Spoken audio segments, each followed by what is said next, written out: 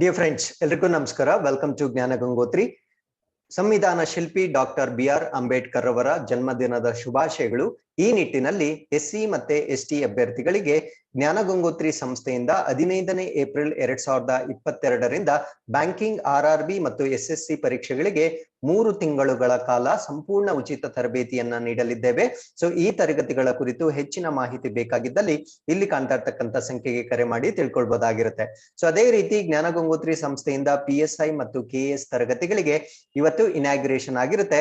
So ತರಗತಿಗಳನ್ನ 18ನೇ ತಾರೀಕು ಸೋಮವಾರದಿಂದ commence ಮಾಡಲಿದ್ದೇವೆ. ಸೊ ಈ ತರಗತಿಗಳ ಕುರಿತು ಹೆಚ್ಚಿನ ಮಾಹಿತಿ ಬೇಕಾಗಿದ್ದಲ್ಲಿ ಈ ಸಂಖ್ಯೆಗೆ ಕರೆ ಮಾಡಿ ತಿಳ್ಕೊಳ್ಬೇಕಾಗಿ ವಿನಂತಿ. With this I welcome you all to Inquest current affairs for the date of 14th April 2022. So ಈ ಎಲ್ಲ ಪ್ರಚಲಿತ ಘಟನೆಗಳನ್ನ ಇಲ್ಲಿ ಕಾಣ್ತಾ ಇರ್ತಕ್ಕಂಥ ಎಲ್ಲ ದಿನಪತ್ರಿಕೆಗಳಿಂದ ಸೋರ್ಸ್ ಮಾಡಿರ್ತವೆ. And at the end of the presentation we will have given Inquest challenge quiz. ಇದರಲ್ಲಿ first 10 students who give the correct answers will be acknowledged in the next presentation. And articles ಮಧ್ಯದಲ್ಲೂ ಕೂಡ ಒಂದು ಪ್ರಶ್ನೆಯನ್ನ ಕೇಳಿರ್ತೀವಿ, ಅದಕ್ಕೂ ಉತ್ತರವನ್ನ ನೀವು comment section ಅಲ್ಲಿ ತಿಳಿಸಬಹುದಾಗಿರುತ್ತೆ. ಈ ಎಲ್ಲ ಚಟುವಟಿಕೆಗಳು ನಿಮ್ಮ ಎಲ್ಲ ಸ್ಪರ್ಧಾತ್ಮಕ ಪರೀಕ್ಷೆಗಳಿಗೆ ಉಪಯುಕ್ತವಾಗಿರುತ್ತೆ. So before getting into these articles, these are the key answers of Inquest challenge number 135. And we appreciate Thaima, Pavan, Govardhan, Shamishta, Suresh, Uday Kumar, Veerashaiva, Roopa, Devaraj for giving correct answers. Thank you very much for your participation. With this let's get into the first article. So ಇವತ್ತಿನ ಮೊದಲನೇ article Jallian Walabagh ಹತ್ಯಾಕಾಂಡ ಏನಿರುತ್ತೆ, so ಇದರ 103ನೇ ವರ್ಷಾಚರಣೆಯ ಸಮಯದಲ್ಲಿದ್ದೇವೆ. ಅಂದ್ರೆ ಈ ಒಂದು ಹತ್ಯಾಕಾಂಡ ಅಥವಾ ಮಸಕರ್ ಏನಾಗಿರುತ್ತೆ, ಸೊ ಇದು 1919 ಏಪ್ರಿಲ್ 13ನೇ ತಾರೀಕು ನಡೆದಿರುತ್ತೆ. ಸೊ ಇದು ನಿನ್ನೆಗೆ 103 ವರ್ಷಗಳನ್ನ ಕಂಪ್ಲೀಟ್ ಮಾಡಿರುತ್ತೆ. ಸೊ ಈ ನಿಟ್ಟಿನಲ್ಲಿ ನಾವು ಜಲಿಯನ್ ವಾಲಾಬಾಗ್ ಹತ್ಯಾಕಾಂಡದ ಬಗ್ಗೆ ಸಂಪೂರ್ಣ ಮಾಹಿತಿಯನ್ನ ಡಿಸ್ಕಸ್ ಮಾಡ್ತಾ ಬರೋಣ. ಸೊ ಈ ಒಂದು ಇನ್ಸಿಡೆಂಟ್ ನಡೆದಿದ್ದು ಜಲಿಯನ್ ವಾಲಾಬಾಗ್ ಪಂಜಾಬ್ ನಲ್ಲಿರ್ತಕ್ಕಂಥ ಒಂದು ಪ್ರದೇಶದಲ್ಲಿ ನಡೆದಿರುತ್ತೆ. ಸೊ ಈ ಒಂದು ಪ್ರದೇಶದಲ್ಲಿ ಇವಾಗ ಈ ಒಂದು ಪ್ರಮುಖವಾದ ವ್ಯಕ್ತಿತ್ವದ ಸ್ಟ್ಯಾಚ್ಯೂ ಅನ್ನ ನೋಡ್ಬೋದಾಗಿರುತ್ತೆ.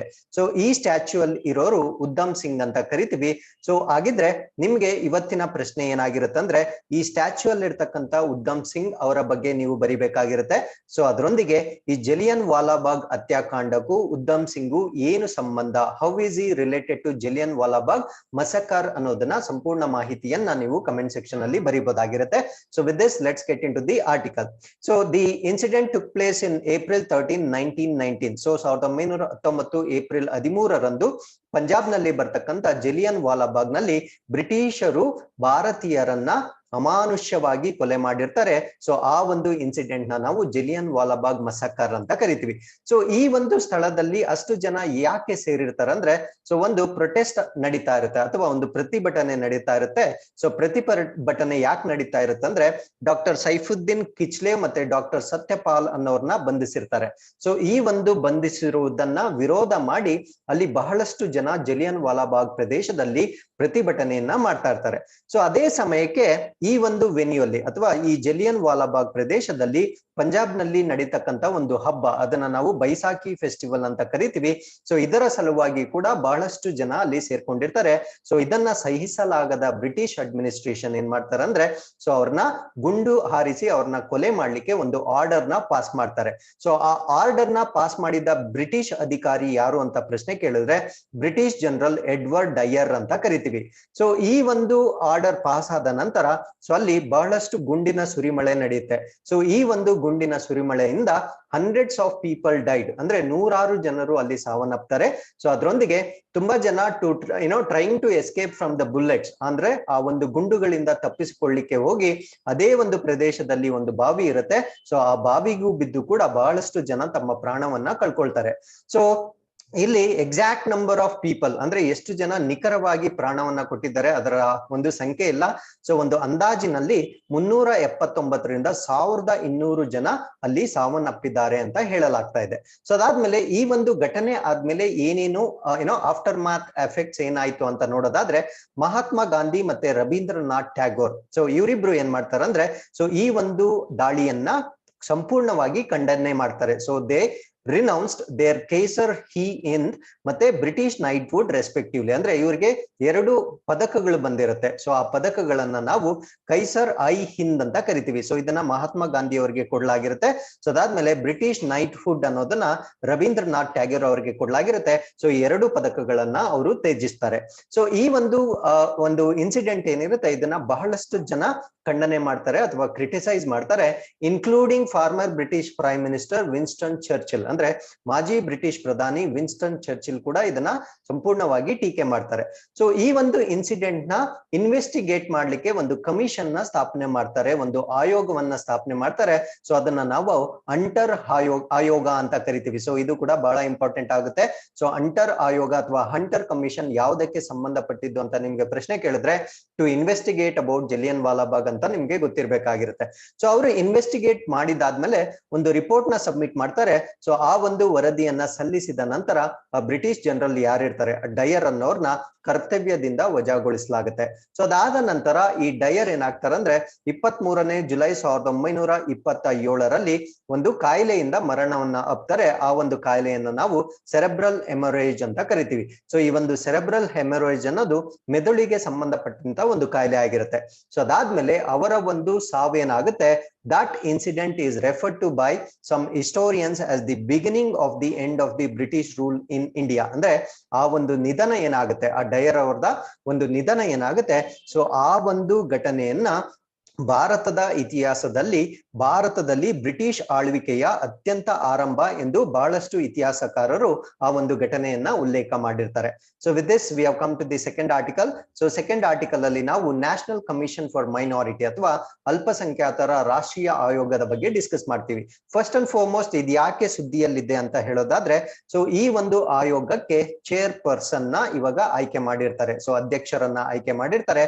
ಸೊ ಅವರ ಹೆಸರು ಏನು ಅಂದ್ರೆ ಶ್ರೀ ಎಸ್ ಇಕ್ಬಾಲ್ ಸಿಂಗ್ ಲಾಲ್ಪುರಾ ಅಂತ ಕರಿತೀವಿ. ಸೊ ಇವರು ಆಲ್ರೆಡಿ ಚೇರ್ಪರ್ಸನ್ ಆಗೇ ಇದ್ರು. ಸೊ ಅವರ ಒಂದು ಟೆನ್ಯೂರ್ ಏನಾಗಿರುತ್ತೆ ಇವಾಗ ಫರ್ದರ್ ಎಕ್ಸ್ಟೆಂಡ್ ಆಗಿರುತ್ತೆ. ಸೊ ಈ ಒಂದು ನಿಟ್ಟಿನಲ್ಲಿ ನಾವು ನ್ಯಾಷನಲ್ ಕಮಿಷನ್ ಫಾರ್ ಮೈನಾರಿಟಿ ಬಗ್ಗೆ ಸಂಪೂರ್ಣ ಮಾಹಿತಿಯನ್ನ ಡಿಸ್ಕಸ್ ಮಾಡ್ತಾ ಬರೋಣ. ಸೊ ಈ ಒಂದು ನ್ಯಾಷನಲ್ ಕಮಿಷನ್ ಫಾರ್ ಮೈನಾರಿಟಿಯನ್ನ this is set up under national commission for minorities act 1992. So ಇದನ್ನ ನಾವು ರಾಷ್ಟ್ರೀಯ ಅಲ್ಪಸಂಖ್ಯಾತರ ಆಯೋಗವನ್ನ ರಾಷ್ಟ್ರೀಯ ಅಲ್ಪಸಂಖ್ಯಾತರ ಆಯೋಗ ಕಾಯ್ದೆ 1992ರ ಅಡಿಯಲ್ಲಿ ಸ್ಥಾಪನೆ ಮಾಡಲಾಗಿರುತ್ತೆ.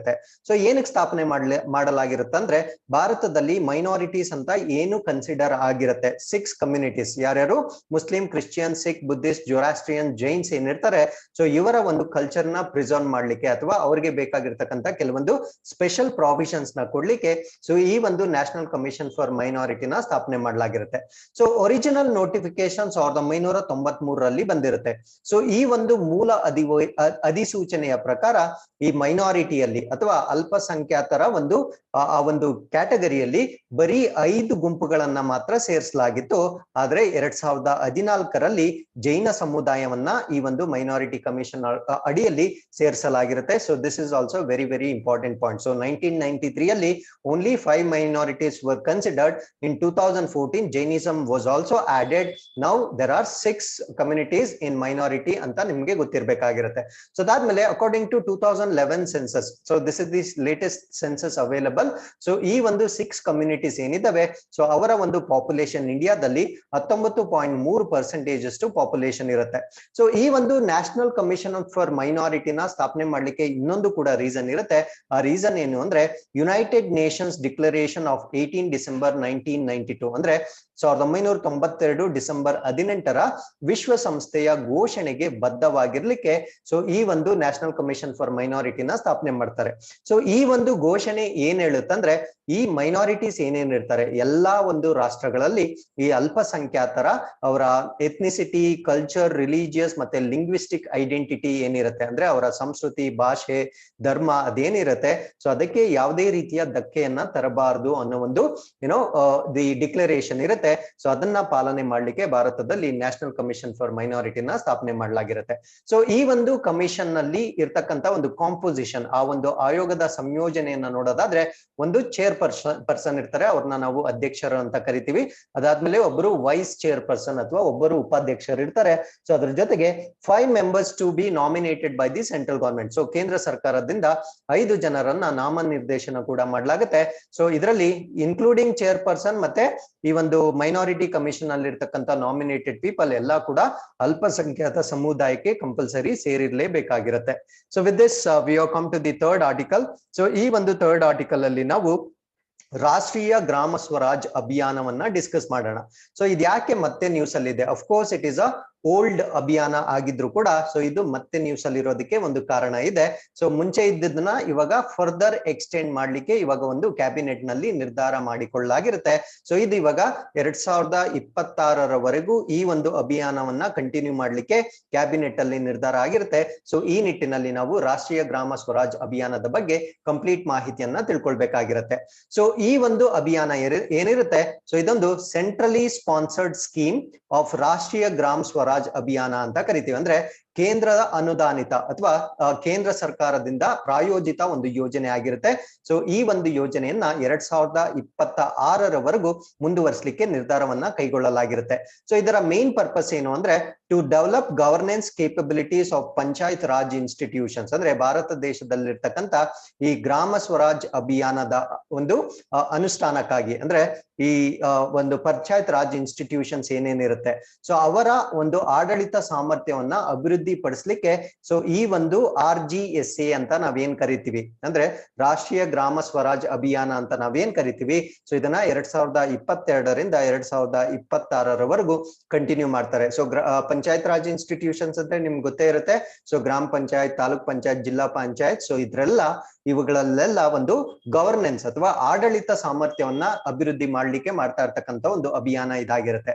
ಸೊ ಇದರಲ್ಲಿ ಈ ಒಂದು ಅಭಿಯಾನ ಏನಿರುತ್ತೆ, so this comprises of central and state components. The central component of the scheme will be fully funded by the government of India. ಅಂದ್ರೆ ಇದರಲ್ಲಿ ನೀವು ಅರ್ಥ ಮಾಡ್ಕೊಳ್ಬೇಕಾಗಿರೋದಂದ್ರೆ ಸೊ ಈ ಒಂದು ಅಭಿಯಾನ ಏನಿರುತ್ತೆ, ಸೊ ಈ ಒಂದು ಅಭಿಯಾನದಲ್ಲಿ 2 ಘಟಕಗಳಿರುತ್ತೆ. ಒಂದನ್ನ ಕೇಂದ್ರ ಘಟಕ ಅಂತ ಕರಿತೀವಿ, ಇನ್ನೊಂದನ್ನ ರಾಜ್ಯ ಘಟಕ ಅಂತ ಕರಿತೀವಿ. ಸೊ ಕೇಂದ್ರ ಘಟಕ ಏನಿರುತ್ತೆ, ಸೊ ಇದನ್ನ ಭಾರತ ಸರ್ಕಾರವೇ ಸಂಪೂರ್ಣವಾಗಿ ಅದರ ಹಣದ ಜವಾಬ್ದಾರಿಯನ್ನ ತೆಗೆದುಕೊಂಡಿರುತ್ತೆ. ಸೊ ಅದೇ ನಮ್ಮ ಒಂದು ಸ್ಟೇಟ್ ಕಾಂಪೊನೆಂಟ್ ಅಥವಾ ರಾಜ್ಯ ಘಟಕ ಬಂದಾಗ ಸೊ ಆ ಒಂದು ರೆವಿನ್ಯೂ ಶೇರಿಂಗ್ ಏನಿರುತ್ತೆ, ಎಕ್ಸ್ಪೆಂಡಿಚರ್ ಏನಿರುತ್ತೆ, ಅದು 60-40 ಆಗುತ್ತೆ. ಅಂದ್ರೆ 60% ಆಫ್ ದಿ ಫಂಡ್ ನ ಕೇಂದ್ರ ಸರ್ಕಾರ ಮತ್ತೆ 40% ಆಫ್ ದಿ ಫಂಡ್ ನ ಸ್ಟೇಟ್ ಗವರ್ಮೆಂಟ್ ಭರಿಸಬೇಕಾಗಿರುತ್ತೆ. So this is in terms of states. ಅದೇ ನಾರ್ತ್ ಈಸ್ಟರ್ನ್ ಅಥವಾ ಈಶಾನ್ಯ ರಾಜ್ಯಗಳು, ಹಿಲ್ಲಿ ಸ್ಟೇಟ್ಸ್ ಅಥವಾ ಗುಡ್ಡುಗಾಡು ರಾಜ್ಯಗಳು, ಅದಾದ್ಮೇಲೆ union territory of Jammu and Kashmir, very very important, Jammu and Kashmir ಕೇಂದ್ರಾಡಳಿತ ಪ್ರದೇಶಕ್ಕೆ ಮಾತ್ರ 90:10 ರೇಷಿಯೋ, ಅಂದ್ರೆ 90% ಕೇಂದ್ರ ಸರ್ಕಾರ, 10% ಮಾತ್ರ ಸೊ ನಾನು ಇಲ್ಲಿ ಏನ್ ಕ್ಯಾಟಗರೈಸ್ ಮಾಡಿದೀವಿ ಅವರು ಫಂಡ್ ನ ಅಲ್ಲಿ ರೇಸ್ ಮಾಡ್ಬೇಕಾಗಿರುತ್ತೆ. ಅದಾದ್ಮೇಲೆ ಜಮ್ಮು ಅಂಡ್ ಕಾಶ್ಮೀರ ಯೂನಿಯನ್ ಟೆರಿಟರಿಯನ್ನ ಹೊರತುಪಡಿಸಿ ಮಿಕ್ಕಿದ ಎಲ್ಲ ಯೂನಿಯನ್ ಟೆರಿಟರೀಸ್ಗೆ ಕಂಪಲ್ಸರಿ 100% ಶೇರ್ ಏನಿರುತ್ತೆ ಇದು ಕೇಂದ್ರ ಸರ್ಕಾರದಿಂದನೇ ಬರುತ್ತೆ. So this is about the fund sharing with respect to this particular Abhiyan. So ಈ ಒಂದು ಅಭಿಯಾನವನ್ನ ಮಾಡ್ತಾ ಇರ್ತಕ್ಕಂಥ ಮೇಜರ್ ಪರ್ಸ್ಪೆಕ್ಟಿವ್ ಅಥವಾ ಮೇಜರ್ ಆಬ್ಜೆಕ್ಟಿವ್ ಏನಂದ್ರೆ ಅಚೀವಿಂಗ್ ಸಸ್ಟೈನಬಲ್ ಡೆವಲಪ್ಮೆಂಟ್ ಗೋಲ್ಸ್. ಈ ಒಂದು 17 ಸುಸ್ಥಿರ ಅಭಿವೃದ್ಧಿ ಗುರಿಗಳೇನಿದ್ದಾವೆ ಸೊ ಈ ಒಂದು ಗುರಿಗಳನ್ನ ಪಂಚಾಯತ್ ರಾಜ್ ಇನ್ಸ್ಟಿಟ್ಯೂಷನ್ಸ್ ಅಲ್ಲಿ ಗವರ್ನೆನ್ಸ್ ಅಥವಾ ಆಡಳಿತವನ್ನ ಅಭಿವೃದ್ಧಿ ಮಾಡುವುದರ ಮುಖಾಂತರ ಸೊ ಈ ಒಂದು ಸುಸ್ಥಿರ ಅಭಿವೃದ್ಧಿ ಗುರಿಗಳನ್ನ ಸಾಧಿಸ್ತಕ್ಕಂಥದ್ದು ಇದರ ಮೇನ್ ಆಬ್ಜೆಕ್ಟಿವ್ ಆಗಿರುತ್ತೆ. ಸೊ ಈ ಒಂದು ಅಭಿಯಾನ ಏನಿರುತ್ತೆ ಇದನ್ನ 9 ಥೀಮ್ಸ್ ಅಥವಾ 9 ವಿಷಯಗಳ ಅಡಿಯಲ್ಲಿ ಮಾಡಲಾಗುತ್ತೆ. ಆ 9 ವಿಷಯಗಳು ಯಾವ್ದಾವ್ದು ಅಂತ ಸಂಪೂರ್ಣವಾಗಿ ಇಲ್ಲಿ ಲಿಸ್ಟ್ ಮಾಡಿರ್ತವೆ. So they are very easy to understand. You can just pause the video and go through 9 themes of this particular abhiyan. So ಈ ಒಂದು ಅಭಿಯಾನ ಮೊದಲ ಬಾರಿಗೆ ಲಾಂಚ್ ಮಾಡಿದ್ ಯಾವಾಗ ಅದು ಕೂಡ ಇಂಪಾರ್ಟೆಂಟ್ ಆಗುತ್ತೆ. ಸೊ ಇದನ್ನ 2016 ಮತ್ತು 2017ರ ಬಜೆಟ್ ನಲ್ಲಿ ಇದನ್ನ ಅನೌನ್ಸ್ ಮಾಡಿರ್ತಾರಷ್ಟೇ. ಅರ್ಥ ಆಯ್ತಲ್ವಾ? So this is to deliver sustainable development goals ನ ಡಿಲಿವರ್ ಮಾಡ್ಲಿಕ್ಕೆ 2015, 16 ಮತ್ತು 17ರ ಬಜೆಟ್ ಭಾಷಣದಲ್ಲಿ ಇದನ್ನ ಅನೌನ್ಸ್ ಮಾಡಿರ್ತಾರೆ. ಬಟ್ ಇದಕ್ಕೆ ಅಪ್ರೂವಲ್ ಸಿಕ್ಕಿದ್ ಯಾವಾಗ ಅಂದ್ರೆ 2018ರಲ್ಲಿ ಇದಕ್ಕೆ ಅಪ್ರೂವಲ್ ಸಿಕ್ಕಿರುತ್ತೆ. ಸೊ ಇದನ್ನ 2018, 19ರಿಂದ 2021-22ರವರೆಗೆ ಮಾಡ್ಲಿಕ್ಕೆ ಅವಾಗ ನಿರ್ಧಾರ ಕೈಗೊಳ್ಳಲಾಗಿರುತ್ತೆ. ಬಟ್ ಇವಾಗ 2022ರಿಂದ 2026ರವರೆಗೆ ಕಂಟಿನ್ಯೂ ಮಾಡ್ಲಿಕ್ಕೆ ಮತ್ತೆ ಕ್ಯಾಬಿನೆಟ್ ನಲ್ಲಿ ನಿರ್ಧಾರ ಮಾಡಲಾಗಿರುತ್ತೆ. ಸೊ ಅದರಿಂದ ಸೊ ಈ ಒಂದು ವಿಷಯ ಬಗ್ಗೆ ನೀವು ತಿಳ್ಕೊಳ್ಬೇಕಾಗಿರುತ್ತೆ. So with this we have come to the 4th article. So ಇದನ್ನ ನಾವು ಕರ್ನಾಟಕ ಯೂತ್ ಪಾಲಿಸಿ ಅಥವಾ ಕರ್ನಾಟಕ ಯುವ ನೀತಿ ಅಂತ ಕರಿತೀವಿ. What is this Karnataka youth policy? Youth ಅಂದ್ರೆ ನಿಮ್ಗೆ ಗೊತ್ತಾಗುತ್ತೆ, ಸೊ ಹೆಸರಲ್ಲೇ ಇದೆ, ಅದು ಯುವಕರಿಗೆ ಸಂಬಂಧಪಟ್ಟಂತೆ ಒಂದು ನೀತಿ ಆಗಿರುತ್ತೆ. So this is likely to focus on mental and physical well being of states of youth, ಅಂದ್ರೆ ನಮ್ಮ ರಾಜ್ಯದ ಯುವ ಜನರ ಮಾನಸಿಕ ಮತ್ತು ದೈಹಿಕ ಯೋಗಕ್ಷೇಮಕ್ಕಾಗಿ ಮಾಡ್ತಾ ಇರ್ತಕ್ಕಂಥ ಒಂದು ನೀತಿಯನ್ನ ಕರ್ನಾಟಕ ಯುವ ನೀತಿ ಅಂತ ಕರಿತೀವಿ. So the policy will remain operational until 2030, ಅಂದ್ರೆ ಈ ಒಂದು ನೀತಿಯನ್ನ 2030ರವರೆಗೆ ಕಾರ್ಯನಿರ್ವಹಣೆ ಮಾಡ್ಲಿಕ್ಕೆ ಇದನ್ನ ಲಾಂಚ್ ಮಾಡ್ತಾ ಇದ್ದಾರೆ. ಸೊ ಇದರ ಪ್ರಮುಖ ಗುರಿ ಏನಂದ್ರೆ to enable the holistic development of youth and empower them to bring about constructive societal change, ಅಂದ್ರೆ ಈ ಯುವ ಜನರ ಸಮಗ್ರ ಅಭಿವೃದ್ಧಿ ಆಗ್ಬೇಕು ಮತ್ತೆ ರಚನಾತ್ಮಕ ಸಾಮಾಜಿಕ ಬದಲಾವಣೆಯಲ್ಲಿ ಅವರು ಪಾರ್ಟಿಸಿಪೇಟ್ ಮಾಡ್ಲಿಕ್ಕೆ ಉತ್ತೇಜನ ಮಾಡ್ಲಿಕ್ಕೆ ಮಾಡ್ತಾ ಇರ್ತಕ್ಕಂಥ ಒಂದು ನೀತಿಯನ್ನ ನಾವು ಕರ್ನಾಟಕ ಯೂತ್ ಪಾಲಿಸಿ ಅಂತ ಕರಿತೀವಿ. ಸೊ ಈ ಒಂದು ಯೂತ್ ಪಾಲಿಸಿಯಲ್ಲಿ ಒಂದು ಎಕ್ಸ್ಪರ್ಟ್ ಕಮಿಟಿ ಇರುತ್ತೆ. So that is headed by doctor R Balasubramanian ಅಂತ ಕರಿತೀವಿ. ಸೊ ಇವರ ಒಂದು ಕಮಿಟಿಯ ಒಂದು ಹೆಡ್ ಅವರ ನೇತೃತ್ವದಲ್ಲಿ ಒಂದು ಸಮಿತಿಯನ್ನ ರಚನೆ ಮಾಡಿರ್ತಾರೆ. ಸೊ ಈ ಒಂದು ಸಮಿತಿ ಏನ್ ಶಿಫಾರಸುಗಳನ್ನ ಮಾಡಿರುತ್ತೆ, ಸೊ ಆ ಶಿಫಾರಸುಗಳ ಆಧಾರದ ಮೇಲೆ ಕರ್ನಾಟಕ ಯೂತ್ ಪಾಲಿಸಿಯನ್ನ ಮಾಡಿರ್ತಾರೆ.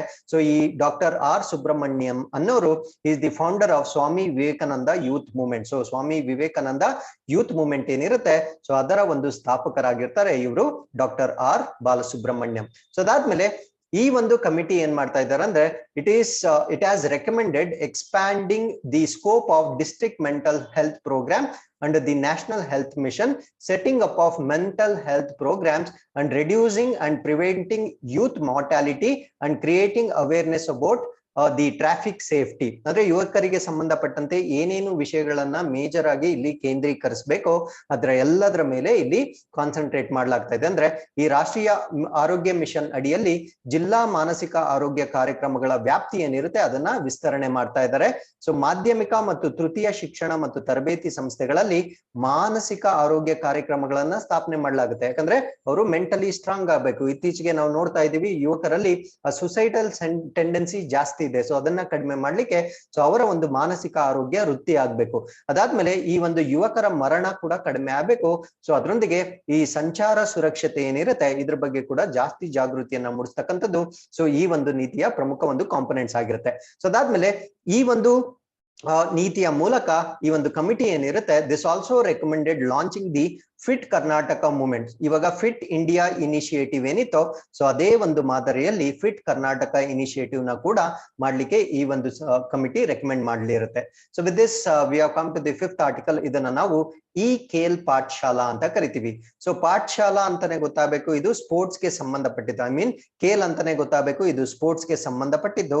ಈ ಖೇಲ್ ಅಂತ ತಕ್ಷಣ ಗೊತ್ತಾಗಬೇಕು ಇದು ಆನ್ಲೈನ್ ಪ್ಲಾಟ್ಫಾರ್ಮ್ ಆಗಿರುತ್ತೆ. ಸೊ ಹಾಗಿದ್ರೆ ಈ ಒಂದು ಈ ಖೇಲ್ ಪಾಠಶಾಲಾ ಯಾರಿಗೆ ಸಂಬಂಧಪಟ್ಟಿತ್ತು ಅಂತ ನೋಡೋದಾದ್ರೆ it is the project that is conceptualised by sports authority of India to provide uniform structured online training course to the physical education teachers, community coaches and learners on sports e-learning platform. ಅಂದ್ರೆ ಒಂದು ಈ ಖೇಲ್ ಪಾಠಶಾಲೆ ಏನಿರುತ್ತೆ so ಇದು ಕ್ರೀಡಾ E ಕಲಿಕೆ ವೇದಿಕೆಯಲ್ಲಿ, ಅಂದ್ರೆ ಇದೊಂದು ಆಪ್ ಅಥವಾ ಒಂದು ವೆಬ್ ಪ್ಲಾಟ್ಫಾರ್ಮ್ ಆಗಿರುತ್ತೆ. ಅದನ್ನ ನಾವು ಕ್ರೀಡಾ ಇ ಕಲಿಕೆ ವೇದಿಕೆ ಅಂತ ಕರಿತೀವಿ. ಸೊ ಈ ಒಂದು ವೇದಿಕೆಯ ಮುಖಾಂತರ ನಮ್ಮ ದೈಹಿಕ ಶಿಕ್ಷಕರು ಏನೇನಿರ್ತಾರೆ, ಶಾಲೆಗಳಲ್ಲಿರ್ತಕ್ಕಂಥ ದೈಹಿಕ ಶಿಕ್ಷಕರು ಏನೇನಿರ್ತಾರೆ, ಆಮೇಲೆ ಕಮ್ಯುನಿಟಿ ಕೋಚಸ್ ಅಥವಾ ಸಮುದಾಯ ತರಬೇತಿದಾರರು ಅಥವಾ ಕಲಿಕಾಗಾರರಿಗೆ ಆನ್ಲೈನ್ ನ ಮುಖಾಂತರ ಒಂದು ಟ್ರೈನಿಂಗ್ ಮಾಡ್ತಕ್ಕಂಥ ಪ್ರೋಗ್ರಾಮ್ ನ ನಾವು ಈ ಖೇಲ್ ಪಾಠಶಾಲಾ ಅಂತ ಕರಿತೀವಿ. ಸೊ ಇದರ ಪ್ರಮುಖ ಗುರಿ ಏನು ಅಂದ್ರೆ to make sports related knowledge accessible to all parts of the country regardless of the geographical constraints. ಅಂದ್ರೆ ಈ ಒಂದು ಭೌಗೋಳಿಕ ನಿರ್ಬಂಧನೆಗಳನ್ನ ಲೆಕ್ಕಿಸದೆ. ಫಾರ್ ಎಕ್ಸಾಂಪಲ್ ಆನ್ಲೈನ್ ಕೊಡೋದಾದ್ರೆ ಸೊ ಅವರು ಎಂತ ರಿಮೋಟ್ ಪ್ಲೇಸ್ ಕೂಡ ರೀಚ್ ಆಗ್ಲಿಕ್ಕೆ ಸಾಧ್ಯ ಇರುತ್ತೆ. ಅದೇ ಫಿಸಿಕಲಿ ಟ್ರೈನ್ ಮಾಡ್ಬೇಕಂದ್ರೆ ಕಷ್ಟ ಆಗುತ್ತೆ. ಸೊ ಅದರಿಂದ ಈ ಒಂದು ಭೌಗೋಳಿಕ ನಿರ್ಬಂಧನೆಗಳನ್ನ ಲೆಕ್ಕಿಸದೆ ದೇಶದ ಎಲ್ಲ ಭಾಗಗಳಿಗೆ ಕ್ರೀಡೆಗೆ ಸಂಬಂಧಿಸಿದ ಜ್ಞಾನವನ್ನ ಹೆಚ್ಚು ಮಾಡ್ಲಿಕ್ಕೆ ಸೊ ಈ ಒಂದು ಪ್ಲಾಟ್ಫಾರ್ಮ್ ನ ಲಾಂಚ್ ಮಾಡಲಾಗಿರುತ್ತೆ. So it has been professionally designed curriculum developed in consultation with the national sports federations. ಅಂದ್ರೆ ಈ ರಾಷ್ಟ್ರೀಯ ಕ್ರೀಡಾ ಒಕ್ಕೂಟಗಳೇನಿದಾವೆ, ಅದಾದ್ಮೇಲೆ ಎಕ್ಸ್ಪರ್ಟ್ ಅಥ್ಲೆಟ್ಸ್ ಯಾರ್ಯಾರಿದ್ದಾರೆ, ಅದಾದ್ಮೇಲೆ ಕೋಚಸ್ ಯಾರ್ಯಾರಿದ್ದಾರೆ, ಸೊ ಅವರೆಲ್ಲರೊಂದಿಗೆ ಸಮಾಲೋಚನೆ ಮಾಡಿ ಸೊ ಈ ಒಂದು ಪ್ಲಾಟ್ಫಾರ್ಮ್ ನ ಡಿಸೈನ್ ಮಾಡಲಾಗಿರುತ್ತೆ. So this programme is organised in association with ministry of education, Khelo India and fit India. So ಈ ಒಂದು ಕಾರ್ಯಕ್ರಮ ಏನಿರುತ್ತೆ ಸೊ ಇದನ್ನ ಶಿಕ್ಷಣ ಸಚಿವಾಲಯ, ಖೇಲೋ ಇಂಡಿಯಾ ಮತ್ತು ಫಿಟ್ ಇಂಡಿಯಾ ಸಹಯೋಗದೊಂದಿಗೆ ಆಯೋಜನೆಯನ್ನ ಮಾಡಲಾಗ್ತಾ ಇದೆ. So with this we have come to the 6th article. So ಈ ಒಂದು article is related to ministry of road transport and highways ಗೆ ಸಂಬಂಧಪಟ್ಟಿದ್ದು Andaman Nicobar island connectivity program. So Andaman ಮತ್ತು ನಿಕೋಬಾರ್ ದ್ವೀಪ ಸಂಪರ್ಕ ಕಾರ್ಯಕ್ರಮ ಅಂತ ಕರಿತೀವಿ. ಸೊ ಇಲ್ಲಿ ಒಂದು ಪ್ರದೇಶ ಬರುತ್ತೆ, ಆ ಒಂದು ಪ್ರದೇಶವನ್ನ ನಾವು ಬಿಯೋಡ್ನಾಬಾದ್ ನಿಂದ ಫೆರಾರ್ ಗುಂಜ್ ಅಂತ ಕರಿತೀವಿ. ಸೊ ಇದು ಅಂಡಮಾನ್ ನಿಕೋಬಾರ್ ದ್ವೀಪದಲ್ಲಿ ಬರ್ತಕ್ಕಂತ ಎರಡು ಪಾಯಿಂಟ್ಸ್ ಆಗಿರುತ್ತೆ. ಒಂದನ್ನ ಬಿಯೋಡ್ನಾಬಾದ್ ಅಂತ ಕರಿತೀವಿ, ಇನ್ನೊಂದನ್ನ ಫೆರಾರ್ ಗುಂಜ್ ಅಂತ ಕರಿತೀವಿ. ಸೊ ಈ ಒಂದು ಎರಡು ಪ್ರದೇಶಗಳನ್ನ ಕನೆಕ್ಟ್ ಮಾಡ್ತಕ್ಕಂತ ಒಂದು NH4 ನ್ಯಾಷನಲ್ ಹೈವೇ 4. ಸೊ ಇವಾಗ ನ್ಯಾಷನಲ್ ಹೈವೇಸ್ ಅಥವಾ ರಾಷ್ಟ್ರೀಯ ಹೆದ್ದಾರಿಗಳ ಸಂಖ್ಯೆಗಳೇನೇನಿದ್ದಾವೆ ಸೊ ಅದನ್ನ ನೀವೆಲ್ಲ ಸಂಪೂರ್ಣವಾಗಿ ರಿವೈಸ್ ಮಾಡ್ಬೇಕು, ಯಾಕಂದ್ರೆ ಅದು ಸಂಪೂರ್ಣವಾಗಿ ಚೇಂಜ್ ಆಗಿರುತ್ತೆ. ಸೊ ಅದ್ರ ಬಗ್ಗೆ ಒಂದು ವಿಡಿಯೋನ ಕೂಡ ನಾವು ಮಾಡ್ತೀವಿ. ಸೊ ಮುಂಚೆ ಏನಿತ್ತು ಇವಾಗ ಏನಾಗಿ ಬದಲಾಗಿದೆ, ಸೊ ಅದನ್ನ ಒಂದು ವಿಡಿಯೋ ಕೂಡ ಮಾಡ್ತಾ ಇದೀವಿ. ಸೊ ಇವಾಗ ಅಂಡಮಾನ್ ನಿಕೋಬಾರ್ ನಲ್ಲಿ ಇರ್ತಕ್ಕಂತ ಒಂದು ಹೈವೇಯನ್ನ ನಾವು NH4 ಅಂತ ಕರಿತೀವಿ. ಸೊ ಇದು ಬಿಯೋಡ್ನಾಬಾದ್ ನಿಂದ ಫೆರಾರ್ ಗಂಜ್ ವರೆಗೂ ಕನೆಕ್ಟ್ ಮಾಡ್ತಕ್ಕಂತ ಒಂದು ರಸ್ತೆ ಆಗಿರುತ್ತೆ. So this is in Andaman ಮತ್ತೆ ನಿಕೋಬಾರ್ ಐಲ್ಯಾಂಡ್ಸ್. ಸೊ ಇದನ್ನ ಅಂಡಮಾನ್ ಮತ್ತೆ ನಿಕೋಬಾರ್ ಐಲ್ಯಾಂಡ್ ದ್ವೀಪ್ ಕನೆಕ್ಟಿವಿಟಿ ಪ್ರೋಗ್ರಾಮ್ ನ ಅಡಿಯಲ್ಲಿ ಡೆವಲಪ್ ಮಾಡಿರ್ತಾರೆ. ಅಂದ್ರೆ ಅಂಡಮಾನ್ ಮತ್ತು ನಿಕೋಬಾರ್ ದ್ವೀಪ ಸಂಪರ್ಕ ಕಾರ್ಯಕ್ರಮದ ಅಡಿಯಲ್ಲಿ ಸೊ ಈ ಒಂದು ರಸ್ತೆಯನ್ನ ನಿರ್ಮಾಣ ಮಾಡಲಾಗಿರುತ್ತೆ. So NH4 the Andaman trunk road. So ಈ ಒಂದು ರಸ್ತೆಯನ್ನ ಅಂಡಮಾನ್ ಟ್ರಂಕ್ ರಸ್ತೆ ಅಂತ ಕೂಡ ಕರಿತೀವಿ. This has an important role in the socio economic development of Andaman Nicobar island. So ಈ ಒಂದು ರಸ್ತೆ ಈ ಅಂಡಮಾನ್ ನಿಕೋಬಾರ್ ದ್ವೀಪಗಳ ಸಾಮಾಜಿಕ ಆರ್ಥಿಕ ಅಭಿವೃದ್ಧಿಯಲ್ಲಿ ಪ್ರಮುಖ ಪಾತ್ರ ವಹಿಸುತ್ತದೆ. ಸೊ ವೆರಿ ಸಿಂಪಲ್, ಟ್ರಾನ್ಸ್ಪೋರ್ಟೇಷನ್ ಇದ್ರೆ of course it is going to help in economical development of any place. ಹಾಗಿದ್ರೆ ಈ ಒಂದು ಮ್ಯಾಪ್ ನ ಮುಖಾಂತರ ಈ ಅಂಡಮಾನ್ ನಿಕೋಬಾರ್ ಕುರಿತಂತೆ ಕೆಲವೊಂದು ಇನ್ಫಾರ್ಮೇಶನ್ ನಾವು ಡಿಸ್ಕಸ್ ಮಾಡ್ತಾ ಬರೋಣ. ಅಂಡಮಾನ್ ನಿಕೋಬಾರ್ ಕುರಿತಂತೆ ನನ್ಗೆ ಏನೇನ್ ಪಾಯಿಂಟ್ಸ್ ಗೊತ್ತಿರಬೇಕು. First and foremost this is the entire India map. So India map ನ ಬೇ ಆಫ್ ಬೆಂಗಾಲ್ ರೀಜನ್ ಅಲ್ಲಿ ನಾವು ಅಂಡಮಾನ್ ನಿಕೋಬಾರ್ ನ ಸೊ ಈ ಮಾರ್ಕ್ ಏನಿದೆ so this is what is the Andaman Nicobar islands ಆಗಿರುತ್ತೆ. ಸೊ ಈ ಒಂದು ಅಂಡಮಾನ್ ನಿಕೋಬಾರ್ ನ ಸ್ವಲ್ಪ ಎಕ್ಸ್ಪ್ಯಾಂಡ್ ಮಾಡಿದ್ರೆ this is the expanded version of the Andaman and Nicobar. So ಇದರಲ್ಲಿ ಎಕ್ಸಾಮ್ ರಿಲೇಟೆಡ್ ನನ್ಗೆ ಏನೇನ್ ಪಾಯಿಂಟ್ಸ್ ಗೊತ್ತಿರ್ಬೇಕಂದ್ರೆ ಈ ಅಂಡಮಾನ್ ನಿಕೋಬಾರ್ ಏನಿರುತ್ತೆ ಸೊ ಇದನ್ನ ಸೆವೆರಲ್ ಕಾಂಪೊನೆಂಟ್ಸ್ ಆಗಿ ಡಿವೈಡ್ ಮಾಡಿರ್ತಾರೆ. ಒಂದನ್ನ ನಾವು ನಾರ್ತ್ ಅಂಡಮಾನ್ ಅಂತ ಕರಿತೀವಿ. ಸೊ ಇನ್ನೊಂದನ್ನ ನಾವು ಮಿಡಲ್ ಅಂಡಮಾನ್ ಅಂತ ಕರಿತೀವಿ, ಅದಾದ್ಮೇಲೆ ಸೌತ್ ಅಂಡಮಾನ್ ಅಂತ ಕರಿತೀವಿ, ಅದಾದ್ಮೇಲೆ ಲಿಟಲ್ ಅಂಡಮಾನ್ ಅಂತ ಕರಿತೀವಿ. ಸೊ ಇಲ್ಲಿ ಒಂದು ಚಾನಲ್ ಬರುತ್ತೆ, ಅದನ್ನ ನಾವು ಕೋಕೋ ಚಾನಲ್ ಅಂತ ಕರಿತೀವಿ. ಸೊ ಇದನ್ನ ಕೇಳ್ತಾರೆ cocoa channel comes in between what ಅಂತ. ಸೊ ಇದನ್ನ ಲ್ಯಾಂಡ್ ಫಾಲ್ ಐಲ್ಯಾಂಡ್ ಮತ್ತೆ ನಾರ್ತ್ ಅಂಡಮಾನ್ ಮಧ್ಯೆ ಬರ್ತಕ್ಕಂತ ಒಂದು ಚಾನಲ್ ನ ನಾವು ಕೋಕೋ ಚಾನಲ್ ಅಂತ ಕರಿತೀವಿ. ಸೊ ಅದೇ ರೀತಿ ಈ capital city of Andaman Nicobar ಅಂದ್ರೆ ನಿಮ್ಗೆ ಗೊತ್ತಿರ್ಬೇಕಾಗಿರುತ್ತೆ ಪೋರ್ಟ್ ಬ್ಲೇರ್ ಅಂತ. So port Blair south Andaman ನಲ್ಲಿ ಬರ್ತಕ್ಕಂತ ಒಂದು ಪ್ರದೇಶವಾಗಿರುತ್ತೆ. ಸೊ ಈ ಒಂದು ಸೌತ್ ಅಂಡಮಾನ್ ಅಲ್ಲಿ ಸೊ ಇನ್ನೊಂದು ನ್ಯಾಷನಲ್ ಪಾರ್ಕ್ ಬರುತ್ತೆ, ಅದು ಕೂಡ ಇಂಪಾರ್ಟೆಂಟ್ ಆಗಿರುತ್ತೆ. ಅದನ್ನ ನಾವು Mahatma Gandhi marine national park ಅಂತ ಕರಿತೀವಿ. ಸೊ ಅದರೊಂದಿಗೆ ಇನ್ನೊಂದು ಪ್ಯಾಸೇಜ್ ಬರುತ್ತೆ, ಅದನ್ನ ನಾವು ಡಂಕನ್ ಪ್ಯಾಸೇಜ್ ಅಂತ ಕರಿತೀವಿ. ಸೊ ಈ ಒಂದು ಡಂಕನ್ ಪ್ಯಾಸೇಜ್ ಲೊಕೇಶನ್ ಕೇಳ್ತಾರೆ. ಸೊ ಈ ಒಂದು Duncan passage comes between Rutland island ಮತ್ತೆ ಲಿಟಲ್ ಅಂಡಮಾನ್, ಅಥವಾ ಸಮಟೈಮ್ಸ್ ಸೌತ್ ಅಂಡಮಾನ್ ಮತ್ತೆ ಲಿಟಲ್ ಅಂಡಮಾನ್ ಮಧ್ಯ ಅಂತನಾದ್ರೂ ಕೊಡ್ಬೋದು. ಸೊ ಎರಡಕ್ಕೂ ನೀವು ಸರಿಯಾಗಿ ನೋಡಿ ಉತ್ತರವನ್ನ ಬರಿಬೇಕಾಗಿರುತ್ತೆ. ಅದಾದ್ಮೇಲೆ ಒಂದು 10 ಡಿಗ್ರಿ ಚಾನಲ್ ಅಂತ ಬರುತ್ತೆ. ಸೊ 10 ಡಿಗ್ರಿ ಚಾನಲ್ ಯಾವ್ದ್ರ ಮಧ್ಯ ಬರುತ್ತೆ ಅಂತ ಪ್ರಶ್ನೆ ಕೇಳಿದ್ರೆ ಲಿಟಲ್ ಅಂಡಮಾನ್ ಮತ್ತೆ ಕಾರ್ ನಿಕೋಬಾರ್ ಐಲ್ಯಾಂಡ್ ಮಧ್ಯದಲ್ಲಿ ಬರುತ್ತೆ. ಸೊ ಅದೇ ರೀತಿ ನಾವು ನಿಕೋಬಾರ್ ಬಗ್ಗೆ ಡಿಸ್ಕಸ್ ಮಾಡೋದಾದ್ರೆ ಸೊ ಅದನ್ನು ಕೂಡ ಮತ್ತೆ ಡಿವೈಡ್ ಮಾಡಿರ್ತಾರೆ. ಒಂದನ್ನ ನಾವು ಕಾರ್ ನಿಕೋಬಾರ್ ಐಲ್ಯಾಂಡ್ ಅಂತ ಕರಿತೀವಿ, ಸೊ ಇನ್ನೊಂದನ್ನ ಲಿಟಲ್ ನಿಕೋಬಾರ್ ಐಲ್ಯಾಂಡ್ ಅಂತ ಕರಿತೀವಿ, ಇನ್ನೊಂದನ್ನ ಗ್ರೇಟರ್ ನಿಕೋಬಾರ್ ಅಥವಾ ಗ್ರೇಟ್ ನಿಕೋಬಾರ್ ಐಲ್ಯಾಂಡ್ ಅಂತ ಕರಿತೀವಿ. ಹಾಗಿದ್ರೆ ಇಂಡಿಯಾದು ಸದರ್ನ್ ಮೋಸ್ಟ್ ಪಾಯಿಂಟ್ ಯಾವುದು ಅಂತ ಕೇಳ್ಬೋದು, ಅಂದ್ರೆ ದಕ್ಷಿಣದ ಅತ್ಯಂತ ಕೊನೆಯ ಭಾಗ ಯಾವುದು ಅಂತ ಕೇಳ್ಬೋದು. ಸೊ ಇದನ್ನ ನಾವು ಇಂದಿರಾ ಪಾಯಿಂಟ್ ಅಂತ ಕರಿತೀವಿ. ಸೊ ಈ ಒಂದು ಇಂದಿರಾ ಪಾಯಿಂಟ್ ಅನ್ನೋದು ಗ್ರೇಟ್ ನಿಕೋಬಾರ್ ಐಲ್ಯಾಂಡ್ ಅಲ್ಲಿ ಬರ್ತಕ್ಕಂತ ಒಂದು ಪ್ರದೇಶವಾಗಿರುತ್ತೆ. ಸೊ ಇದು ಡ್ಯೂ ಟು ಸುನಾಮಿ ಏನಾಗಿರುತ್ತೆ ಸಂಪೂರ್ಣವಾಗಿ ಮುಳುಗಡೆಗೊಂಡಿರುತ್ತೆ, ಬಟ್ ಇವಾಗ ಮತ್ತೆ ಅದು ರಿಕವರಿ ಆಗ್ತಾ ಇರುತ್ತೆ. ಸೊ ಅದಾದ್ಮೇಲೆ ಇಲ್ಲೊಂದು ಪ್ರದೇಶವನ್ನ ನೋಡ್ಬೋದು, ಇದನ್ನ ನಾವು ನಾರ್ತ್ ಸೆಂಟಿನಲ್ ಐಲ್ಯಾಂಡ್ ಅಂತ ಕರಿತೀವಿ. ಸೊ ಇದು ಮಾನವರ ಪ್ರವೇಶಕ್ಕೆ ಯೋಗ್ಯವಲ್ಲದ ಒಂದು ಪ್ರದೇಶವಾಗಿರುತ್ತೆ, ಯಾಕಂದ್ರೆ ಅಲ್ಲಿರ್ತಕ್ಕಂಥ ಟ್ರೈಬ್ಸ್ ತುಂಬಾ ಕ್ರೂಯಲ್ ಇರ್ತಾರೆ. ಸೊ ಮನುಷ್ಯರನ್ನು ಕೂಡ ಸೊ ಕೊಲ್ತಕ್ಕಂತ ಒಂದು ಪದ್ಧತಿ ಇರುತ್ತೆ. So these are all the details that you need to remember with respect to Andaman and Nicobar. So ಅದಾದ್ಮೇಲೆ ಸಿ ಮತ್ತೆ ಓಷನ್ ನ ನೋಡೋದಾದ್ರೆ ಸೊ ವೆಸ್ಟ್ ಗೆ ಬಂದಾಗ ನಾವು ಬೇ ಆಫ್ ಬೆಂಗಾಲ್ ಓಷನ್ ನ ನೋಡ್ಬೋದು. ಅದಾದ್ಮೇಲೆ ಈಸ್ಟ್ ಗೆ ಬಂದಾಗ ನಾವು ಅಂಡಮಾನ್ ಸಿ ನ ನೋಡ್ಬೋದಾಗಿರುತ್ತೆ. ಸೊ ಇವುಗಳ ಮಧ್ಯೆ ನಾವು ಅಂಡಮಾನ್ ನಿಕೋಬಾರ್ ನ ನೋಡ್ಬೋದಾಗಿರುತ್ತೆ. So with this we have come to the 7th article. So 7th article ಅಲ್ಲಿ ಒಂದು MOU ಬಗ್ಗೆ ಡಿಸ್ಕಸ್ ಮಾಡ್ತೀವಿ, ಮೆಮೊರಾಂಡಮ್ ಆಫ್ ಅಂಡರ್ಸ್ಟ್ಯಾಂಡಿಂಗ್ ಬಗ್ಗೆ ಡಿಸ್ಕಸ್ ಮಾಡ್ತೀವಿ. ಸೊ ಆ ಮೆಮೊರಾಂಡಮ್ ಆಫ್ ಅಂಡರ್ಸ್ಟ್ಯಾಂಡಿಂಗ್ ಯಾರ್ಯಾರ ಮಧ್ಯೆ ಆಗಿದೆ ಅಂದ್ರೆ ಸೆಬಿ. ಸೊ ಸೆಬಿ ನಿಮ್ಗೆಲ್ಲ ತಿಳಿದಿರೋ ಹಾಗೆ securities and exchange board of India. So ಅದಾದ್ಮೇಲೆ ದಿ ಮ್ಯಾನಿಟೋಬಾ ಸೆಕ್ಯೂರಿಟೀಸ್ ಕಮಿಷನ್. ಸೊ ಕೆನಡಾದ, ಸೊ ಇಂಡಿಯಾದಲ್ಲಿ ಹೇಗೆ ಸೆಬಿ ಇದೆಯೋ ಸೊ ಕೆನಡಾದಲ್ಲೂ ಕೂಡ ಹಾಗೆ ಸೆಕ್ಯೂರಿಟಿ ಕಮಿಷನ್ ಇರುತ್ತೆ, ಅದನ್ನ ನಾವು ಮಾನಿಟೋಬಾ ಅಂತ ಕರಿತೀವಿ. ಸೊ ಇವೆರಡರ ಮಧ್ಯೆ ಒಂದು ಒಪ್ಪಂದ ಆಗಿರುತ್ತೆ. ಸೊ ಆ ಒಂದು ಒಪ್ಪಂದದ ಉದ್ದೇಶ ಏನು ಅಂತ ನಾವು ಚೆಕ್ ಮಾಡ್ತಾ ಬರೋಣ. ಸೊ ಈ ಒಂದು ಒಪ್ಪಂದ ಮಾಡಿರ್ತಕ್ಕಂಥ ಒಂದು ಪ್ರಮುಖ ಉದ್ದೇಶ ಏನು ಅಂದ್ರೆ ಕ್ರಾಸ್ ಬಾರ್ಡರ್ ಕೋಆಪರೇಷನ್, ಅಂದ್ರೆ ಎರಡೂ ರಾಷ್ಟ್ರಗಳ ಮಧ್ಯೆ ಒಂದು ಕೋಆಪರೇಷನ್, ಸಹಯೋಗ, ಮತ್ತೆ ಮ್ಯೂಚುವಲ್ ಅಸಿಸ್ಟೆನ್ಸ್, ಅಂದ್ರೆ ಒಬ್ಬರಿಗೊಬ್ರು ಪರಸ್ಪರ ಸಹಾಯ ಮಾಡ್ತಕ್ಕಂಥದ್ದು. ಯಾವ ವಿಷಯದಲ್ಲಿ ಅಂದ್ರೆ ಇದೆ ಸೆಕ್ಯೂರಿಟೀಸ್ ವಿಷಯದಲ್ಲಿ ಎಕ್ಸ್ಚೇಂಜ್ ಮಾಡ್ತಕ್ಕಂಥದ್ದು. ಅದಾದ್ಮೇಲೆ ಟೆಕ್ನಿಕಲ್ ಡೊಮೈನ್ ನಾಲೆಜ್, ಅಂದ್ರೆ ಯಾವ್ದಾದ್ರು ತಾಂತ್ರಿಕ ಡೊಮೈನ್ ಜ್ಞಾನ ಇದ್ರೆ ಇಬ್ರು ಶೇರ್ ಮಾಡ್ಕೊಳ್ತಕ್ಕಂಥದ್ದು. ಅದಾದ್ಮೇಲೆ ಸೆಕ್ಯೂರಿಟಿ ಮಾರ್ಕೆಟ್ಸ್ ಏನಿರುತ್ತೆ, ಭದ್ರತಾ ಮಾರ್ಕೆಟ್ಗೆ ಸಂಬಂಧಪಟ್ಟಂತೆ ಎಲ್ಲಾ ವಿಷಯಗಳನ್ನ ನಿಯಂತ್ರಣ ಮಾಡ್ಲಿಕ್ಕೆ ಸೊ ಇಬ್ಬರ ನಡುವೆ ಏನೇನು ಎಕ್ಸ್ಪರ್ಟೀಸ್ ಇರುತ್ತೆ ಅದನ್ನೆಲ್ಲ ಮ್ಯೂಚುವಲಿ ಎಕ್ಸ್ಚೇಂಜ್ ಮಾಡ್ಕೊಳ್ಳಾಗುತ್ತೆ. ಸೊ ಅದಾದ್ಮೇಲೆ ಈ ಒಂದು MOU would also make investors from Manitoba eligible for registration as an FPI in SEBI. ಅಂದ್ರೆ FPI ಅಂದ್ರೆ ಫಾರಿನ್ ಪೋರ್ಟ್ಫೋಲಿಯೋ ಇನ್ವೆಸ್ಟರ್ ಅಂತ ಕರಿತೀವಿ. ಅಂದ್ರೆ ಈ ಮ್ಯಾನಿಟೋಬಾ ಏನಿರುತ್ತೆ ಸೊ ಅದು ನಮ್ಮ ಒಂದು ಸೆಬಿಯಲ್ಲಿ ಹೂಡಿಕೆ ಮಾಡ್ಲಿಕ್ಕೂ ಕೂಡ ಈ ಒಂದು MOU ನ ಮುಖಾಂತರ ಅವಕಾಶವನ್ನ ಕಲ್ಪಿಸಿಕೊಡ್ಲಾಗಿರುತ್ತೆ. So registration as foreign portfolio investor with SEBI one of the preconditions. ಅಂದ್ರೆ ಇವಾಗ ಸೆಬಿ ಇದೆ, ಸೊ ಇಂಡಿಯಾದಲ್ಲಿ ಸೆಬಿ ಇದೆ, ಸೊ ಬೇರೆ ದೇಶದಲ್ಲೂ ಕೂಡ ಅದೇ ರೀತಿ ಒಂದು ಸೆಕ್ಯೂರಿಟಿ ಎಕ್ಸ್ಚೇಂಜ್ ಇರುತ್ತೆ. ಸೊ ಇವಾಗ ನಾವು ಮಾತಾಡ್ತಾ ಇರ್ತಕ್ಕಂಥದ್ದು ಕೆನಡಾದ ಸೆಕ್ಯೂರಿಟಿ ಎಕ್ಸ್ಚೇಂಜ್, ಅದನ್ನ ಮ್ಯಾನಿಟೋಬಾ ಅಂತ ಕರಿತೀವಿ. ಸೊ ಈ ಮ್ಯಾನಿಟೋಬಾ ಅನ್ನೋರು ಇವಾಗ ಸೆಬಿಯಲ್ಲಿ ಫಾರಿನ್ ಪೋರ್ಟ್ಫೋಲಿಯೋ ಇನ್ವೆಸ್ಟರ್ ಆಗಿ ಅವರು ಪಾರ್ಟಿಸಿಪೇಟ್ ಮಾಡಬಹುದಾಗಿರುತ್ತೆ. ಹಾಗಿದ್ರೆ ಈ ರೀತಿಯಾಗಿ ಒಂದು ಫಾರಿನ್ ಪೋರ್ಟ್ಫೋಲಿಯೋ ಇನ್ವೆಸ್ಟರ್ ಆಗ್ಲಿಕ್ಕೆ ಎರಡು ಕಂಡೀಷನ್ಸ್ ಇರುತ್ತೆ ಅಥವಾ ಎರಡು ಪೂರ್ವ ಷರತ್ತುಗಳಿರುತ್ತೆ. ಒಂದನ್ನ ನಾವು they should be signatory to the International Organization of Security Commissions Multilateral Memorandum of Understanding. ಅಂದ್ರೆ ಇಂಟರ್ನ್ಯಾಷನಲ್ ಅಂದ್ರೆ ಅಂತಾರಾಷ್ಟ್ರೀಯ organisation of securities and commission ನ ಬಹುಪಕ್ಷೀಯ ತೀರುವಳಿಕೆ ಏನಿರುತ್ತೆ ಸೊ ಅದಕ್ಕೆ ಅವರು ಸಹಿ ಹಾಕಿರ್ಬೇಕು. This is one way. Other one is bilateral MOU, ಅಂದ್ರೆ ನೇರವಾಗಿ ನಾವು ಮತ್ತು ಅವರ ನಡುವೆ ಒಂದು ಒಪ್ಪಂದ ಆಗಿರ್ಬೇಕು. ಸೊ ಅವಾಗ ಮಾತ್ರ ಯಾವುದೇ ರಾಷ್ಟ್ರ FPI ಫಾರಿನ್ ಪೋರ್ಟ್ಫೋಲಿಯೋ ಇನ್ವೆಸ್ಟರ್ ಆಗಿ ರೋಲ್ ನ ಪ್ಲೇ ಮಾಡಬಹುದಾಗಿರುತ್ತೆ. ಸೊ ಇವಾಗ ಮ್ಯಾನಿಟೋಬಾ ಏನಿರುತ್ತೆ ಅವರು ನಮ್ಮ ಜೊತೆಗೆ ಒಂದು ಒಪ್ಪಂದವನ್ನ ಮಾಡ್ಕೊಂಡಿರೋದ್ರಿಂದ ಸೆಬಿಯಲ್ಲಿ ಅವರು ಫಾರಿನ್ ಪೋರ್ಟ್ಫೋಲಿಯೋ ಅಥವಾ ವಿದೇಶಿ ಬಂಡವಾಳ ಹೂಡಿಕೆದಾರ ಸೊ ಅವರು ಪಾತ್ರವನ್ನ ವಹಿಸಬಹುದಾಗಿರುತ್ತೆ. So with this we have come to the 8th article. So this is MOC. So ಇಷ್ಟೊತ್ತು ನಾವು ಡಿಸ್ಕಸ್ ಮಾಡಿದ್ದು MOU. ಸೊ ನಾವು ಇವಾಗ ಡಿಸ್ಕಸ್ ಮಾಡ್ತಾ ಇರೋದು MOC. ಸೊ MOC ನ ನಾವು ಮೆಮೊರಾಂಡಮ್ ಆಫ್ ಕೋಆಪರೇಷನ್ ಅಂತ ಕರಿತೀವಿ, ಅಂದ್ರೆ ಸಹಕಾರ ಪತ್ರ ಅಂತ ಕರಿತೀವಿ.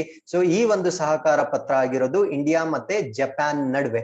ಸೊ ಏನಕ್ಕೆ ಈ ಒಂದು ಸಹಕಾರ ಪತ್ರವನ್ನ ಮಾಡ್ಕೊಂಡಿದ್ದೀವಿ ಅಂತ ಡಿಸ್ಕಸ್ ಮಾಡೋದಾದ್ರೆ, so this is for the between the department of water resources, river development and Ganga rejuvenation and the Ministry of Environment of Japan for decentralized domestic water waste management. So ಈ ಒಂದು ತ್ಯಾಜ್ಯ ನೀರು ನಿರ್ವಹಣೆ ಮಾಡ್ಲಿಕ್ಕೆ, ಅಂದ್ರೆ ನಾವು ಬ್ಲಾಕ್ ವಾಟರ್, ಗ್ರೇ ವಾಟರ್ ಅಂತ ಕರಿತೀವಿ. ಸೊ ನಾವು ಗೃಹ ಬಳಕೆಯಲ್ಲಿ ಬಳಸಿರ್ತಕ್ಕಂಥ ನೀರೇನಿರುತ್ತೆ, ಬ್ಲಾಕ್ ವಾಟರ್ ಅಂದ್ರೆ ಅದು ಟಾಯ್ಲೆಟ್ರೀಸ್ ಇಂದ ಬರ್ತಕ್ಕಂಥ ನೀರು, ಕಪ್ಪು ನೀರು, ಇನ್ನೊಂದು ಬೂದು ನೀರು ಅಂತ ಕರಿತೀವಿ. ಸೊ ಬ್ಲಾಕ್ ವಾಟರ್ ನ ಅದು ರಿಯೂಸ್ ಮಾಡ್ಲಿಕ್ಕೆ ಅಷ್ಟು ಯೋಗ್ಯವಾಗಿರೋದಿಲ್ಲ. ಗ್ರೇ ವಾಟರ್ ನ ಯೂಸ್ ಮಾಡ್ಬೋದು, ಯಾಕಂದ್ರೆ ಅದು ವೆಜಿಟೇಬಲ್ ವಾಷಿಂಗ್, ಬೇದಿಂಗ್ ಆಗಿರ್ತಕ್ಕಂಥದ್ದು, ಮನೆ ಕ್ಲೀನ್ ಮಾಡಿರ್ತಕ್ಕಂಥದ್ದು. ಸೊ ಈ ತರ ನೀರ್ನ ನಾವು ರೀಯೂಸ್ ಮಾಡ್ಬೋದಾಗಿರುತ್ತೆ. ಸೊ ಈ ರೀತಿಯ ನೀರೇನಿರುತ್ತೆ ಸೊ ಅದನ್ನ ಮರುಬಳಕೆ ಮಾಡ್ಲಿಕ್ಕೆ ಒಂದು ಟೆಕ್ನಾಲಜಿ ಇರುತ್ತೆ. ಆ ಟೆಕ್ನಾಲಜಿಯನ್ನ ಜಪಾನ್ ಪ್ರೊವೈಡ್ ಮಾಡ್ತಾ ಇದೆ. ಸೊ ಈ ನಿಟ್ಟಿನಲ್ಲಿ ಒಂದು ಕೋಆಪರೇಷನ್ ನ ಎಸ್ಟಾಬ್ಲಿಷ್ ಮಾಡ್ಲಿಕ್ಕೆ ಭಾರತ ಮತ್ತು ಜಪಾನ್ ನಡುವೆ ಒಂದು ಒಪ್ಪಂದ ಆಗಿರುತ್ತೆ. ಸೊ ಆ ಒಂದು ಒಪ್ಪಂದವನ್ನ ನಾವು ಮೆಮೊರಾಂಡಮ್ ಆಫ್ ಕೋಆಪರೇಷನ್ ಅಂತ ಕರಿತೀವಿ. ಸೊ ಇದು ನದಿ ಅಭಿವೃದ್ಧಿ ಮತ್ತು ಗಂಗಾ ಪುನರುಜ್ಜೀವನ ಇಲಾಖೆ ಮತ್ತು ಜಪಾನ್ನ ಪರಿಸರ ಸಚಿವಾಲಯದ ನಡುವೆ ಆಗಿರ್ತಕ್ಕಂಥ ಒಂದು ಸಹಕಾರ ಒಪ್ಪಂದವಾಗಿರುತ್ತೆ. ಸೊ ಏನಕ್ಕೆ ಈ ಒಪ್ಪಂದ ಮಾಡಿದ್ದಾರೆ ಅಂದ್ರೆ, effective reuse of treated wastewater using jokaso technology. So ಇದನ್ನ ಜಾಸ್ಕೋ ತಂತ್ರಜ್ಞಾನ ಅಂತ ಕರಿತೀವಿ. ಸೊ ಜಪಾನ್ ಅವರು ಕೊಡ್ತಾ ಇರ್ತಕ್ಕಂಥ ಈ ಒಂದು ತಂತ್ರಜ್ಞಾನವನ್ನ ಬಳಸಿಕೊಂಡು ಸಂಸ್ಕರಿಸಿದ ತ್ಯಾಜ್ಯ ನೀರಿನ ಪರಿಣಾಮಕಾರಿ ಮರುಬಳಕೆ ಮಾಡ್ಲಿಕ್ಕೆ ಮಾಡ್ತಾ ಇರ್ತಕ್ಕಂಥ ಒಂದು MOA ಆಗಿರುತ್ತೆ. ಸೊ ಇಲ್ಲಿ management of grey and black water. So ನಾನು as I told you before, ಈ ಬೂದು ಮತ್ತು ಕಪ್ಪು ನೀರಿನ ನಿರ್ವಹಣೆ, ಅದಾದ್ಮೇಲೆ under Jal Jeevan mission. So Jal Jeevan mission ಏನಿದೆ, ಸೊ ಅದರ ಅಡಿಯಲ್ಲಿ ಈ ಬ್ಲಾಕ್ ಅಂಡ್ ಗ್ರೇ ವಾಟರ್ ನ ಟ್ರೀಟ್ ಮಾಡ್ತಕ್ಕಂಥದ್ದು. ಅದಾದ್ಮೇಲೆ ನಮ್ಮ ನಮಾಮಿ ಗಂಗೆ ಪ್ರೋಗ್ರಾಮ್ ಏನಿದೆ, ಸೊ ಗಂಗೆ ನದಿಯನ್ನ ನಾವೇನು ಶುದ್ಧೀಕರಣ ಮಾಡ್ತಾ ಇದೀವಿ, ಸೊ ಅಲ್ಲೂ ಕೂಡ ಈ ಒಂದು ಟೆಕ್ನಾಲಜಿಯನ್ನ ಅಳವಡನೆ ಮಾಡ್ಲಿಕ್ಕೆ ಸೊ ಈ ಒಂದು ಒಪ್ಪಂದಕ್ಕೆ ಸಹಿ ಹಾಕಿರ್ತೀವಿ. ಸೊ ಈ ಜಾಕ್ಸೌ ಟೆಕ್ನಾಲಜಿ ಅನ್ನೋದು ಈ ರೀತಿ ಕಂಡು ಬರುತ್ತೆ. ಸೊ ಈ ರೀತಿ ಇರುತ್ತೆ ಅದು ಎಕ್ವಿಪ್ಮೆಂಟ್. ಸೊ ಇದರಲ್ಲಿ ಕಿಚನ್ ವಾಟರ್ ಇರ್ಬೋದು, wash basin, bath tub, washing machine, toilet, so ಎಲ್ಲ ನೀರ್ನ ಇದರ ಒಳಗಡೆ ಪಾಸ್ ಮಾಡೋದ್ರ ಮುಖಾಂತರ ಸೊ ಅದರಿಂದ ಹೊರಗಡೆ ಬರ್ತಕ್ಕಂಥ ನೀರು ಸಂಪೂರ್ಣವಾಗಿ ಮತ್ತೆ ರಿಯೂಸ್ ಮಾಡ್ಲಿಕ್ಕೆ ಯೋಗ್ಯವಾಗಿರುತ್ತೆ. ಸೊ ಅದನ್ನ ಮತ್ತೆ ರಿವರ್ಸ್ ಗೆ ಡಿಸ್ಚಾರ್ಜ್ ಮಾಡ್ತಕ್ಕಂಥ ಕೆಲಸ ಮಾಡ್ತಾರೆ. ಸೊ ಇದರ ಸಲುವಾಗಿ ನಮಗೆ ಮತ್ತು ಜಪಾನ್ ನಡುವೆ ಒಂದು ಮೆಮೊರಾಂಡಮ್ ಆಫ್ ಕೋಆಪರೇಷನ್ ಆಗಿರುತ್ತೆ. ಸೊ ಇಲ್ಲಿಗೆ ಇವತ್ತಿನ ಎಲ್ಲಾ ಪ್ರಚಲಿತ ಘಟನೆಗಳು ಕಂಪ್ಲೀಟ್ ಆಗಿರುತ್ತೆ. With this we have come to inquest challenge number 136. Here you can just pause the video, go through the questions and give us the answers. So with this, we have completed all the current affairs of the day. Once again, I'll meet you tomorrow with tomorrow's inquest. Till then, keep reading, be safe. Thank you very much.